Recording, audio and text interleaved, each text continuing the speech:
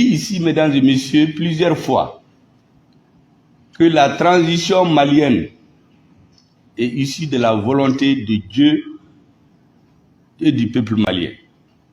Et que toute personne, physique ou morale, qui tente de l'entraver, sera forcément bloquée par le Tout-Puissant. Il sera forcément bloqué par le peuple malien. C'est pour cela que depuis la rectification, nous avons adopté une méthode dont nous ne départirons pas jusqu'à la fin. C'est quoi? D'abord, nous tenons à dire partout tout ce que nous faisons et ce que nous disons au peuple malien. Il est arrivé que des délégations étrangères nous disent qu'elles ne veulent pas être filmées par ce qu'elles disent. Je leur dis qu'on va couper la porte en deux en ce qui nous concerne. Tout ce que nous disons et faisons au nom des Maliens, nous voulons que les citoyens lambda l'entendent, pas qu'on lui rapporte. C'est pour cela que vous voyez la plupart des interventions avec les délégations étrangères sont en deux parties. Il y a l'intervention du chef du gouvernement, du Premier ministre, qui est diffusée en direct pour qu'il n'y ait pas d'interprétation. Ensuite, le reste des débats à huis clos. Parce que dans notre pays, les gens sont très forts en interprétation. Donc pour qu'il n'y ait pas d'interprétation, je préfère dire directement et que tout le monde entende, quitte à ce que chacun interprète à sa façon. Beaucoup l'ont vu souvent. Deuxième chose, nous avons toujours joué le rôle que Dieu, les Maliens et le peuple et le président de la transition nous ont confié. Vous savez, le travail que nous faisons, c'est comme construire une maison. Le président, c'est l'architecte. C'est lui qui définit ce que nous voulons, les grandes orientations. Le Premier ministre, c'est l'ingénieur de construction. C'est lui qui bâtit la maison. Il contrôle et il suit ce qui se fait. Les ministres, ce sont les maçons qui construisent, qui s'usent au pas à pas. Et le peuple, c'est les ouvriers. Une fois que le travail est fini, c'est lui qui l'apprécie. C'est comme ça que nous travaillons. C'est notre conception du travail du Premier ministre. Ce n'est pas un intrigant qui vient faire des jeux juste pour conserver le pouvoir. Parce qu'il y a deux façons de faire. On peut travailler à construire. On peut aussi travailler uniquement à conserver le pouvoir. Mais à la fin, il n'y a rien. Nous ne voulons pas de cette méthode. Nous voulons travailler à construire et que tout le monde puisse montrer cette maison-là à toutes les étapes de l'histoire de notre pays. La deuxième chose, c'est d'expliquer, de justifier et si nécessaire de défendre le président de la transition, le chef de l'État. Il ne parle pas. Il faut bien que quelqu'un explique et défende ses positions. Je vous donne un exemple. Lorsque des citoyens d'un pays donné ont choisi le jour de la Tabaski, où tout le monde est en train de manger la viande, est très content, pour nous surprendre avec des gens qui n'ont pas été invités. Vous savez de quoi je parle. Mais après, quand nous avons cherché à comprendre, tout le monde a dit qu'il n'était pas au courant. Les chefs d'État, les ministères, les services de renseignement. Mais après, l'objectif de ces dénégations, c'était de nous prendre pour des gens qui agissent comme ça. Mais ce jour-là, moi, je n'ai pas demandé la permission du président. J'ai dit aux Maliens la vérité. Le président ne lui veut pas parler. Mais j'ai dit aux Maliens que le président a téléphoné à ses homologues. Notre ministre de la Défense a téléphoné et celui des renseignements.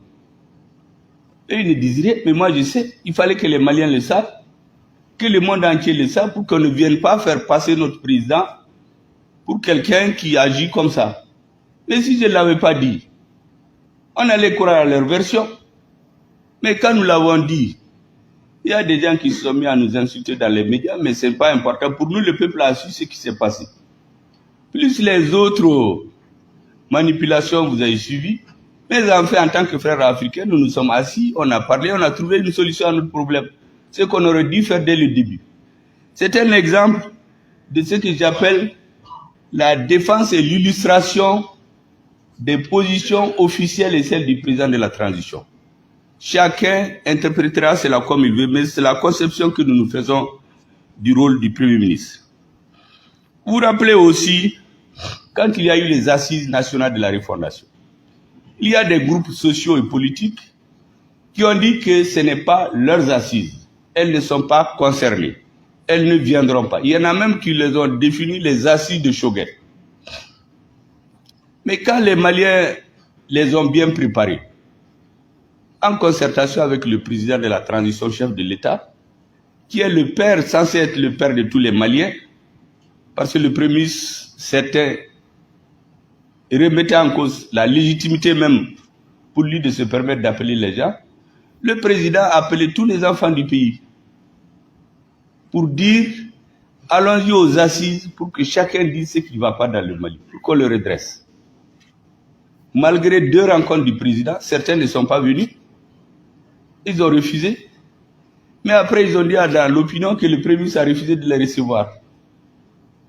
Je n'ai pas jugé utile de répondre à ça. Je dirais le moment viendra, parce qu'il y a les lettres. C'est un exemple. Le président s'implique souvent pour aider le Premier ministre, mais quelqu'un qui ne veut pas voir, rien ne peut l'empêcher, rien ne va le faire dire qu'il a vu. Donc c'est des pratiques que nous avons vécues ici. Et donc, c'est important que les Maliens savent. La deuxième chose que nous avons fait, c'est que malgré la complexité de la situation, nous nous empêchons jamais de nous poser les bonnes questions. Parce que si vous ne posez pas les bonnes questions, les manipulateurs peuvent vous embrouiller.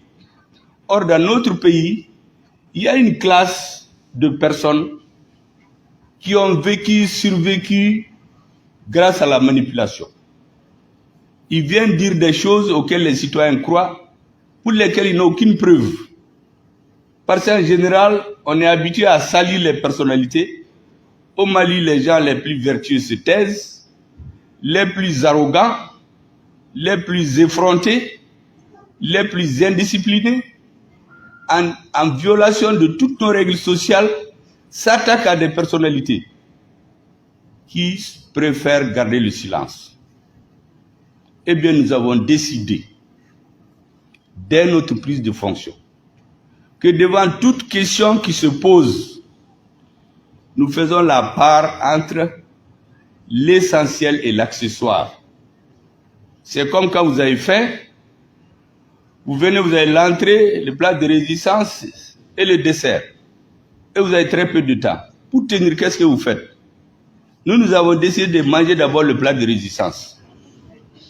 Si on a le temps, on prend les autres. Parce que c'est lui qui nous permettra de tenir loin.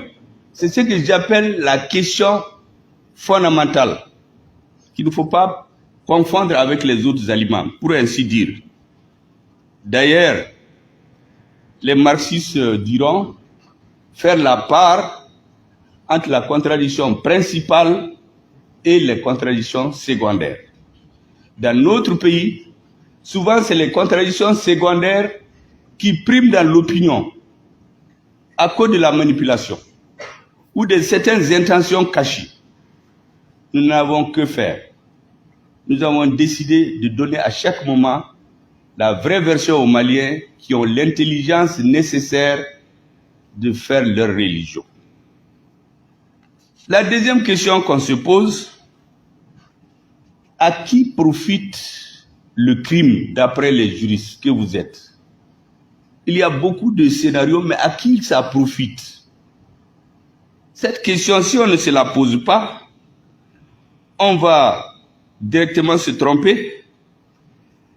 Un exemple, je vous donne. En 2021, Le 11 novembre, j'ai réuni les chefs traditionnels de par l'ensemble du territoire malien. Dans un long discours, il y a une phrase où j'ai dit qu'on a présenté la démocratie, sous-entendue au monde entier, aux Africains, dans les années 90 comme une panacée. Mais que 30 ans après, qu'est-ce qu'on constate?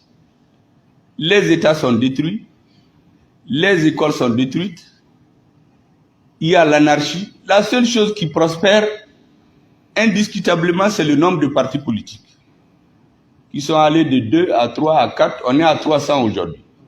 Donc, je crois 50 à 100 créés depuis la transition. Ça a été dit le 11 novembre. C'est tellement évident qu'on n'a rien trouvé à redire. En fin novembre, le président de la transition reçoit les différents partis politiques et mouvements et associations. Dans cet ordre d'idée, il reçoit une délégation d'IM5. À cette occasion, il a félicité le Premier ministre. Il a demandé aux autres de l'aider dans le travail pour que la transition réussisse.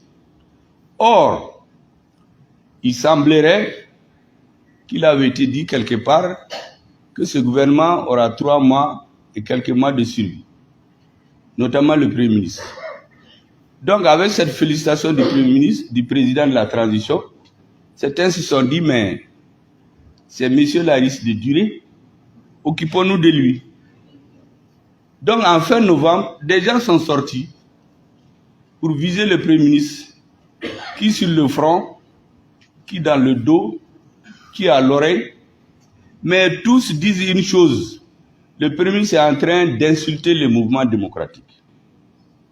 Donc, des gens du M5, des associations, des partis, toutes sortes d'adversaires du Premier ministre. Tout le monde s'est donné à cœur joie à tirer à boulet rouge, pourvu qu'il tombe. Et beaucoup de Maliens ont cru. Moi, je n'ai pas parlé de cette période-là, parce que je voyais très clairement qu'est-ce qu'ils cherchaient. Faire tomber le Premier ministre, c'était ça le problème principal. C'est comme je disais tantôt, à qui profite le crime, il fallait le faire tomber. Heureusement que le gouvernement, le président a laissé ces messieurs-là dire ce qu'ils veulent. Et on est là depuis 2 ans. Et les Maliens, globalement, sont satisfaits du travail. La deuxième chose, c'est le remaniement ministériel récent qui a eu lieu. Je dirais même le réaménagement, où beaucoup de gens du M5 sont sortis. Ou disons tous les gens du M5 à part 2. Donc dans l'opinion, politiquement, ça révolte. Donc le Premier ministre, on veut l'isoler. Il a trahi sa base. On veut le déshabiller. Mais beaucoup de gens ont cru. Dans les jeux politiques, effectivement, ça peut être vrai. Mais moi, je ne suis pas naïf. Je me pose toujours la question: quelle est la contradiction principale? Elle est la suivante. Avant le départ de l'ancien président, est-ce qu'on avait cherché à être ministre? En tout cas, personne ne l'avait dit. Par contre, on avait dit le départ du président. Il est parti. On tuait des villages entiers. Des camps étaient rasés. On disait qu'il fallait mettre fin à ça. C'est terminé. Et je touche du bois, ça ne reviendra plus. D'ici 1 ou 2 ans, je pense que notre pays et les citoyens recouvreront plus de liberté qu'aujourd'hui. Troisième chose, réforme institutionnelle et politique. Le président, avec l'aide de tous les Maliens, sous la conduite de l'EJ et du ministre d'État, on venait de voter la nouvelle constitution. La Constitution, c'est la mère des réformes. La Constitution de la 4e République. 3e. 4e demande. Les assises nationales de la refondation. Et se sont tenus. Aujourd'hui, c'est le référentiel politique. Tout ce que le président fait, il dit que c'est les assises qui l'ont demandé. 5. On a demandé un organe unique pour la gestion des élections, pour minimiser les risques de contestation.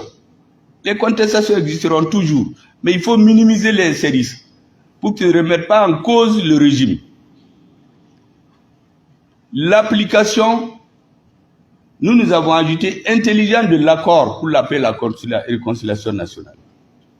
Mais est-ce que par rapport à ces objectifs, quelqu'un peut dire aujourd'hui que la transition n'a pas avancé ou Assimi Goïta a tourné les dos? Je dis non.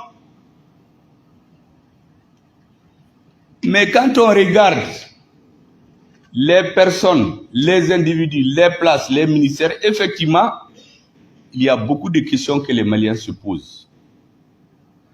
Que les M5 se posent. Mais j'ai dit à mes amis, on s'est compris, qu'il faut rester chevillé aux résolutions de la contradiction principale. Ce que je viens de vous citer. Vous voyez, Mali codé. Le reste, Mogo code d'eau. Nebe Mali codé là. Vous savez, les hommes font beaucoup de calculs. Ils ont leur agenda. Mais il n'y a que l'agenda de Dieu qui est immuable. Et la solution, c'est de faire toujours le travail pour lequel on est venu. Il y a 4 ans, personne ne pensait que Assimi Goïta allait être chef de l'État. Si on disait à certains, ils vont dire qu'ils donneront la main à couper, d'autres vont dire même je donne ma tête à couper. Ce monsieur ne deviendra jamais Premier ministre du Mali. Et ça, c'était leur agenda. L'agenda de Dieu a fait qu'on est là aujourd'hui. Quand on a fait le M5, il y en a qui ont pensé qu'en quittant le M5, c'est fini. Le M5, c'est un esprit. Toute personne qui quitte, il quitte avec sa personne. L'esprit M5 a pris tout le Mali, parce que c'est l'esprit du changement pour la refondation du Mali. Les Maliens veulent le changement. Donc ce n'est pas une question d'individu. Ça, c'est ce que je voudrais que beaucoup comprennent. Depuis le 18 août, du 5 juin au 18 août, tout ce que les Maliens ont demandé, depuis que ce gouvernement de la rectification s'est installé, nous sommes attachés à réaliser cela. Bien sûr, comme toute œuvre humaine, il y a des insuffisances. Nos camarades nous critiquent, on essaie de nous corriger et avancer. Maintenant, depuis que nous sommes installés, l'autre contradiction principale, vous allez remarquer, avant l'installation du Premier ministre, depuis son installation, un objectif, le faire tomber.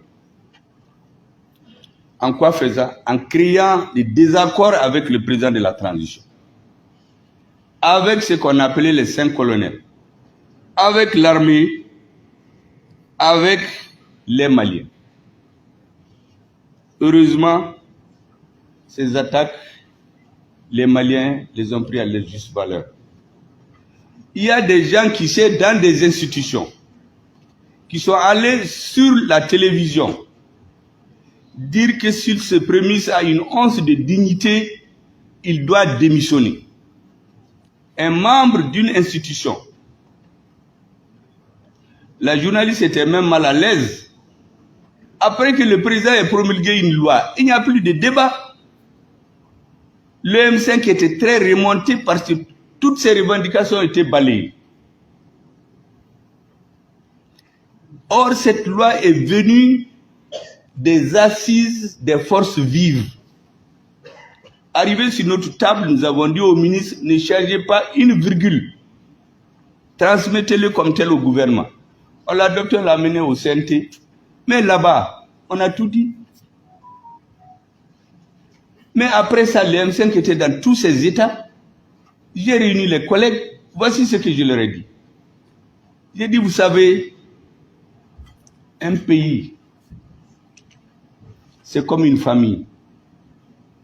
Quand le chef de famille prend une décision, même les enfants qui ne sont pas d'accord, pour le respect de son autorité, de la famille, parce qu'il gère des considérations stratégiques qu'on ne voit pas, ces fils-là acceptent.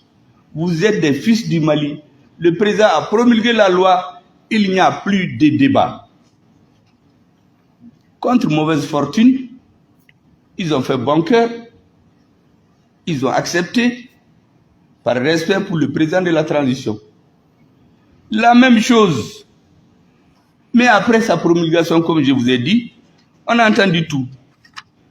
Les attaques tous azimuts contre des partis, des individus, des mouvements contre le Premier ministre, avec un objectif. On l'attaque frontalement, on l'insulte, on le dénigre, on l'énerve pour porter atteinte à son autorité, qu'il s'énerve et qu'il démissionne. Pour que le peuple dise qu'il a fui les difficultés. Vous savez, les démissions peuvent avoir diverses natures au Mali. Souvent, quand on ne peut pas tenir face aux difficultés, on démissionne. Certains disent, voyez, elle démissionnera. Mais souvent, c'est un manque de courage. On peut démissionner parce qu'on est en contradiction de fond avec ce qui se passe. Nous l'avons fait en 2016. Nous avons dit que dans l'application de l'accord, on est en train de cacher beaucoup de choses aux ministres. On va jusqu'à l'ONU avec des documents que le gouvernement n'a pas vus. Aucun ministre, sauf un et le Premier ministre. J'ai dit à ce ministre-là, vous avez trompé la confiance du président. Ça, c'est fondamental. Ce n'est pas une démission avec fracas. C'est dire, je ne suis plus d'accord, changez si ça ne va pas. Je vous donne des exemples pour que vous compreniez. Donc, dans cette logique-là, il y a ce que j'appelle les ignares triomphants. Ça, c'est des gens qui se réveillent à midi ou 11h, alors que l'heure de travail, c'est 7h30. Ils viennent dire que ceux qui se sont réveillés à 7h30, là, qui se sont réveillés trop tôt. Des gens qui n'ont jamais lu un livre. Mais parce qu'ils sont dans des positions institutionnelles, ils attaquent tout le monde. Heureusement, ils interprètent. Non, le mot ignare triomphant, ce n'est pas une insulte. Hein. C'est dans la littérature. Ceux qui lisent Senghor le savent. Donc il ne faut pas qu'on croie que j'insulte les gens. Moi, je ne suis pas dans ça. Les ignares triomphants, c'est les gens qui croient qu'ils connaissent tout, alors qu'ils ne connaissent pas grand-chose. Mais il y en a beaucoup au Mali. Donc, lorsque j'ai parlé 2 fois, lorsque j'ai parlé à 2 occasions, le mardi 11 juillet et le jeudi 13 juillet, devant les membres du sincère ANR et réunis devant le nouveau gouvernement et au séminaire gouvernemental devant tous les ministres, voici ce que je leur ai dit. Nous avons passé un temps à nous battre, à restituer au peuple son honneur et sa dignité, à recouvrer notre souveraineté, à avoir une armée. Nous l'avons fait. À faire entendre notre voix qui sonne dans le concert des nations. C'est fait. Ne dormons pas sur les lauriers. Occupons-nous des questions de développement économique et social. Parce que si on l'oublie, moi je connais l'histoire. Tous ces pays qui nous donnent des leçons là, je connais leur histoire. Mais il y a chez nous, les gens qui lisent des citations, des bouts de phrases dans des livres, ils viennent nous impressionner pour dire qu'ils sont cultivés. Et les Maliens, avec Toubabouka Fodé. Mais ce n'est pas ça qui développe un pays. Vous savez, au lendemain de la Seconde Guerre mondiale, le pays qui est l'exemple de tout le monde, la France, qu'est-ce qu'ils ont fait? Ils ont installé ce qu'on appelle un gouvernement provisoire. Dans la nouvelle littérature, on dirait gouvernement de transition. il avait 4 missions. Premièrement, finaliser la libération du pays, parce qu'il y a des poches de fascistes en France. Il nous reste à finaliser la libération du Mali en chassant tous les terroristes. Ça, c'est le Mali. Leur deuxième tâche du gouvernement provisoire, 1945, après 1945, approvisionner la population en denrées de première nécessité. Ce n'est pas de ça que j'ai parlé. C'est une population qui a faim. Même si vous la libérez, elle est libre, après elle cherche à manger. Si vous ne pouvez pas lui donner à manger, il va dire que la liberté ne lui suffit plus.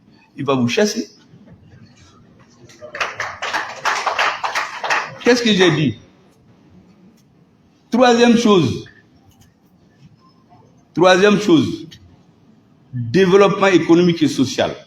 Construire les infrastructures pour que les Français puissent aller et revenir, pour que le pays se développe. C'est pas ce que j'ai dit. Quatrième chose, définir les relations avec les colonies. C'est ça les tâches du gouvernement provisoire français après 1945. On l'appelait aujourd'hui gouvernement de transition. Mais qu'est-ce qu'il y a de mal que le Premier ministre, devant le nouveau gouvernement, fixe ou dise les nouvelles orientations de son gouvernement? Qu'est-ce qu'il y a de mal? Mais il s'est trouvé, les personnes que j'ai qualifiées tantôt, certains ont pensé que c'est une injure, j'ai dit les ignares triomphants, qui sont allés se répandre dans tous les plateaux. Ah oui, le président a trahi, le Premier ministre a trahi le président, il a trahi l'armée, il veut se défausser, il y a ceci, il y a cela. Heureusement que le président de la transition, dans son désormais historique voyage à Caille, leur a porté un coup fatal et cinglant. Cette visite, vous vous rappelez, elle s'est déroulée le dimanche 23 juillet. Et là-bas, le président a été inauguré un lycée, fait les routes, des centres de santé. Mais ce n'est pas le développement économique et social. Quelle différence il y a entre ça et ce que le Premier ministre a dit quelques jours avant, qui a fait bouillonner tout le Mali, parce qu'il y a des manipulateurs patentés et chevronnés au Mali, qui vivent de ça depuis des années. Un dirigeant, on le menace, on le calomnie, on l'intimide, il vous appelle, il vous donne de l'argent, vous vous taisez. Ça, c'est terminé avec moi, en tout cas, et le président Gouta. C'est les qualités intrinsèques des citoyens, ta valeur intellectuelle, physique, morale, et non pas la force de ton vocal pour menacer ou insulter les gens. Personne, sauf Dieu et le peuple, ne nous intimidera. Nous allons continuer tout droit au but. On ne virera pas. S'ils attendent au tournant là, ils ne nous verront pas au tournant. Parce que nous partons tout droit.